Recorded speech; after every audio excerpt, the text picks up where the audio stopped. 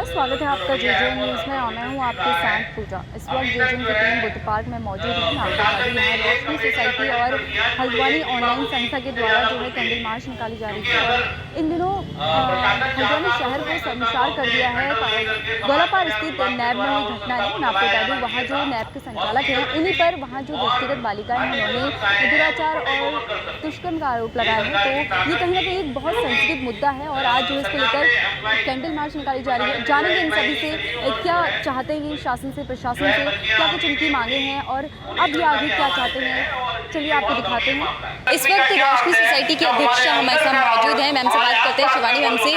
नमस्कार ma'am. Ma'am, जिस तरीके से नैब की इस घटना ने पूरे हल्द्वानी को शर्मसार कर दिया है, क्या कहना चाहिए? देखिए, बिल्कुल कुछ दिन तक तो हमें भी विश्वास नहीं हुआ, लेकिन यह है कि धीरे धीरे जब हमें समझ में आया तो बहुत सारी चीज़ें खुली भी हैं आगे। हम सबसे पहले तो हम धन्यवाद करेंगे एसएसपी वीणा सर का, जिन्होंने इस प्रकरण को आगे तक लेकर आए और जिन्होंने बच्चों ने तो शिकायत कई 1-2 महीने पहले ही कर दी थी, लेकिन मामला दबाया जा चुका था। और जब एसएसपी सर ने इस मुद्दे को उठाया और ये मुद्दा यहाँ तक पहुँचा है, और उन बच्चों की भी हम तारीफ करना चाहेंगे जिन्होंने इतनी हिम्मत करके अपनी बात आगे तक पहुंचाई है। और हमारी एक श्याम धानक जी की गिरफ्तारी ज़रूर हुई है, लेकिन उनकी गिरफ्तारी अकेले होने से कोई फ़ायदा नहीं है, क्योंकि वो अकेले इस कुकृत्य में शामिल नहीं है। उनकी इतनी हिम्मत जो हो पाई है, उसके पीछे के कारण को भी हमें आगे लाना बहुत ज़रूरी है। तो हम CWC जो चाइल्ड वेलफेयर कमेटी है, उससे भी हमारी शिकायत है कि आपकी जांच में कहाँ कमी रह गई, आप जांच में आपके चूक हुई है, जो कि इतनी इस तरह की घटना यहाँ हो गई।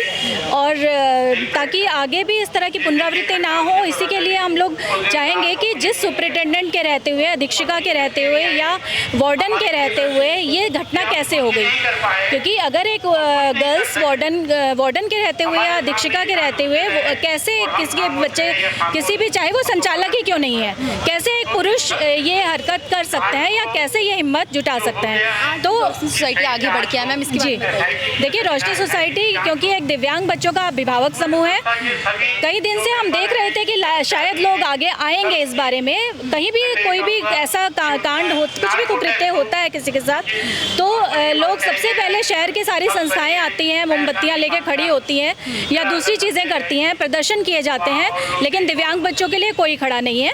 और हम रोशनी सोसाइटी एक दिव्यांग बच्चों का अभिभावक समूह है। हम अपने बच्चों की आवाज़ है। हम अपने बच्चों के लिए हमें जो भी करना होगा हम करेंगे।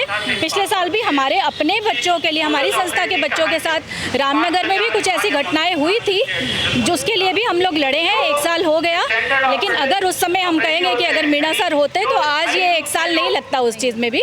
तो आगे हम बिल्कुल और आगे भी हम देखते हैं किस तरह से क्या होता है। आगे भी अगर हमें जहाँ तक इस लड़ाई को ले जाना पड़ेगा, हम लेकर जाएंगे। जी नमस्कार मैम, आपका नाम? मैं हेमा परगाई, उपाध्यक्ष रोशनी सोसाइटी। मैम, क्या कहेंगी, इतनी शर्मसार घटना कर दी है और इसी के साथ ही ऐसे मामले आते ही रहते हैं, और जब तक ये लोग आगे बढ़ के कदम नहीं उठाएंगे तो कैसे ये सब घटना को देख के मैं बहुत दुखी हूँ।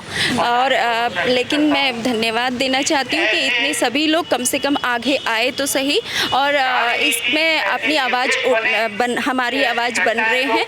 हम रोशनी सोसाइटी अपने बच्चों की आवाज़ हैं, क्योंकि हमारे बच्चे अपनी बातों को खुद तो नहीं बोल सकते।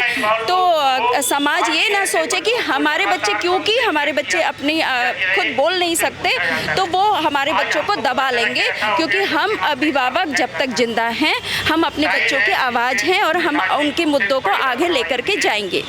आज क्या कहना चाहेंगी? कैंडल लाइट भी जलाई आज हमारा इसके पीछे ये मकसद है कि जो क्योंकि धानक जी की तो गिरफ्तारी हो चुकी है, वो ठीक है, लेकिन क्यों धानक जी अकेले ये सब कुछ नहीं कर सकते।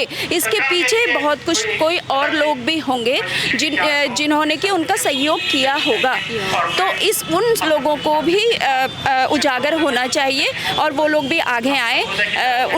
मतलब जांच कमेटी जांच में उन जांचे और उन लोगों को भी सज़ा दी जाए। अधीक्षिका, क्योंकि बच्चे जो भी गर्ल्स हैं, गर्ल्स का जो होता है वो पूरा हॉस्टल अलग हॉस्टल होता है, बॉयज़ हॉस्टल अलग होता है।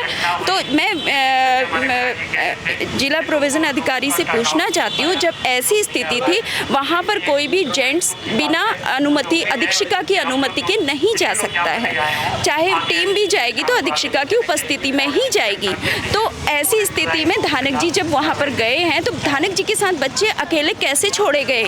तो अधीक्षिका को क्यों नहीं दंडित किया जा रहा? अधीक्षिका से हमारा मतलब संस्था के अध्यक्ष से नहीं, वहाँ की जो कोऑर्डिनेटर है, जो कि वहाँ कोऑर्डिनेट करती है, उससे है। अधीक्षिका से हम ये चाहते हैं कि उसके ऊपर भी कार्रवाई की जाए, क्योंकि अगर जब तक उसकी गिरफ्तारी नहीं होगी अन्य पहलू नहीं खुलेंगे। तो इस वक्त गोविंद मेहरा जी हमारे साथ मौजूद हैं। सर से बात करते हैं, रोशनी सोसाइटी से हैं सर। सर, जिस तरीके से इस घटना ने शर्मसार कर दिया हल्द्वानी को, और कहीं ना कहीं अब इसमें सवाल भी बहुत उठ रहे हैं, और आज रोशनी सोसाइटी और हल्द्वानी ऑनलाइन के द्वारा भी यहाँ पे कैंडल मार्च का किया, क्या कहना चाहेंगे? हमारा कहना सिर्फ इतना है कि सरकार की जो ढिलाई इसमें दिख रही है, जैसे आयोग को छुट्टी में दे देना, किस तरह से जो है जांच को, मतलब पुलिस द्वारा इतने महीनों के बाद इसमें एक्शन लेना, मुझे लगता है कि कहीं ना कहीं गंभीर सवाल तो पहले से कर रहा है। और दूसरी बात यह है कि संस्था को अभी भी संस्था जो है काम कर रही है, उसको भंग नहीं किया गया, तो निश्चित रूप से सबूतों के साथ छेड़छाड़ किए जाएंगी और वही संस्था के वही लोग जो है फिर से जो है संस्था को चलाने की कोशिश कर रहे हैं। तो प्रशासन को भी इस चीज़ को देखना चाहिए कि वो जो है उनको उन गुनाहगारों के साथ उनके साथ हैं या उन बच्चियों के साथ हैं। तो ये बड़ा सवाल निकल के सामने आ रहा है। सर, दृष्टिबाधित बच्चों के साथ ऐसा हो रहा है, तो कहीं ना कहीं उन्हें उनकी और ज़्यादा हेल्प होनी चाहिए इन मुद्दों में, लेकिन आज जो है कहीं ना कहीं सब कहने सोया हुआ है प्रशासन या और लोग। देखिए, मुझे तो लगता है शासन, प्रशासन और इस हल्द्वानी की जनता सब सोई हुई है। मुझे लगता है कि इतने गंभीर मुद्दे पे जब पूरे शहर को इकट्ठा होकर के जो है सड़कों पे आ जाना चाहिए था, इसको कुछ भी नहीं किया जा रहा है ना। प्रशासन और शासन तो सिर्फ जनता की जो है कार्यगुजारी को देख रहा है। जब शांत है जनता तो लोगों उनको भी फर्क नहीं पड़ता है ना, लेकिन फ़र्क उनको पड़ता है जो बच्चियां इससे प्रताड़ित हुई हैं, फ़र्क उनको पड़ता है जो इससे प्रभावित हुए हैं, फ़र्क उनको पड़ता है जो ये लोग जो है जो आखिरी पंक्ति में खड़े हैं और उनको जो है इस तरह से प्रताड़ना मिल रही है, उनको फ़र्क पड़ता है। सर, रोशनी सोसाइटी हमेशा आगे रहता है इन कामों में, कोई भी कहीं पे भी हेल्प की ज़रूरत होती है, कुछ भी होती है, और आज इसका मकसद क्या था? देखिए, रोशनी सोसाइटी खुद एक दिव्यांग बच्चों के अभिभावकों की संस्था है, इसलिए हम लोग उस दर्द को समझते हैं कि एक दिव्यांगता क्या होती है। और जब दिव्यांग बच्चों के साथ कोई इस तरह की घटना करे तो हमें बहुत पीड़ा होती है। हम चाहते हैं कि समाज भी इसमें सेंसिटाइज हो, तो हम हमेशा ये कोशिश करते हैं कि कहीं पे भी इन बच्चों के साथ इन जो हमारे जो दिव्यांग जन हैं या उनके साथ कोई अप्रिय घटना होती है तो हम कोशिश करते हैं कि उसका हम भरपूर रूप से विरोध कर पाएँ और समाज को ये बता पाएँ कि ये भी समाज का एक हिस्सा है। आपको इनको समाज से अलग देखने की आप क्यों देखते हैं इनको, क्योंकि ये किसी भी घर में हो सकते हैं, कैसे भी हो सकते हैं। तो इसको जो है समाज को समझना चाहिए। नमस्कार सर, आपका नाम? मैं कैलाश जोशी, रोशनी सोसाइटी से। सर, आज जिस तरीके से यहाँ पे कैंडल मार्च निकाला गया, कहीं ना कहीं सवाल खड़े हो रहे हैं, और इसी के साथ ही उन्होंने ये भी बोला कि जांच अभी आधी अधूरी है। आप क्या कहना चाहेंगे इस मामले में? देखो, हमारा तो यही कहना है कि प्रशासन या जो भी जांच अधिकारी हैं इसमें शीघ्र जांच करें और जो भी दोषी है उसे कड़ी से कड़ी सजा दें, ताकि समाज में इस तरह की विकृति के जो लोग हैं, मानसिक विकृति लोग, इनकी अन्य लोगों को भी ऐसी हिम्मत ना हो कि वो ऐसे अबोध बच्चों पे या ऐसे दिव्यांग बच्चों पे इस तरह की हरकतें करें। नमस्कार सर, आपका नाम? मेरा नाम दीपक पंत है। सर, इस घटना ने नैब में जो हुई है पूरे हल्द्वानी को शर्मसार कर दिया है, और कहीं ना कहीं इस पर सवाल भी बहुत उठ रहे हैं, क्या कहना चाहेंगे? जो ये सवाल उठ रहे हैं, ऐसा है, नैब जो थी वो दृष्टिबाधित संस्था है, जैसा कि मैं आपको बताना चाहूँगा। पहले तो मैं आपके JJN न्यूज़ चैनल का शुक्रिया अदा करूँगा कि आपने इस मुहिम में जुड़ने की कोशिश की। फिर दूसरी चीज़ ये है जो आपने मेरे से क्वेश्चन किया है कि वहाँ से जो घटना है उसमें ऐसा दृष्टिबाधित बच्चे, देखिए हम लोग तो देख सकते हैं, हमारा देखने का नज़रिया होता है हम लोग का, लेकिन वो बच्चे तो बिल्कुल ऐसे अबोध बच्चे हैं जो देख भी नहीं पाते हैं, जिन्होंने कब ये नहीं महसूस कि हम इनको बस ये बताएं कि हवा, पानी और सांस, वो 3 चीज़ों पे निर्भर है। चौथा जो उनका यौन उत्पीड़न होता है, और वो भी मासूम बच्चों के साथ, जिनको ये नहीं पता रहता कि आगे कौन है, आगे किस चेहरे में कैसा दरिंदे का चेहरा जो है। तो मेरा ये कहना है, या हमारी संस्था का ये कहना है, या जिस संस्था से मैं जुड़ा हूँ, हमारा ये कहना है कि बिल्कुल अगर बच्चे की गवाही आई है तो उसमें जांच हो निष्पक्ष। एसआईटी जो सर बोल रहे हैं कि एसआईटी की जांच हो, वो होना चाहिए। एसआईटी जांच हो, अपनी जांचें हों, और बिल्कुल वो निष्पक्ष जो है सर, और न्यायालय जो है अपनी भूमिका स्पष्टीकरण दे।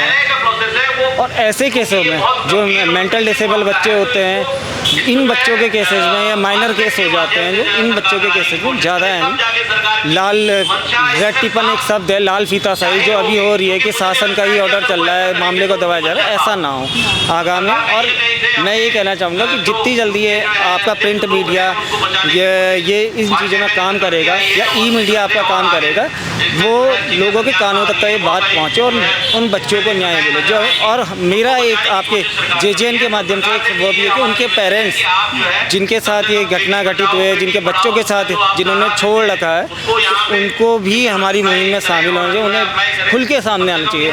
क्योंकि कहीं ना कहीं आर्थिक रूप से सामाजिक संगठन तो हम साथ दे रहे हैं, लेकिन कहीं ना कहीं से उनके ऊपर आर्थिक दबाव बनाया जा रहा है। राजनीतिक दबाव तो रहता है। लास्ट टाइम पे आपने देखा होगा इसी उत्तराखंड के अंदर अंकिता भंडारी कांड हुआ था ना, उसका अभी तक का कोई खुलासा वैसे निष्पक्ष जांच हो पाई है। खाली एक रेल पे रेल और ये जैसे कहते हैं कि पेरोल में छोड़ा जा रहा है, तो ये इस वाले केस में नहीं होना चाहिए, इसमें निष्पक्ष होना चाहिए, क्योंकि बच्चे दोनों ब्लाइंड है जिन्होंने ये केस का खुलासा किया।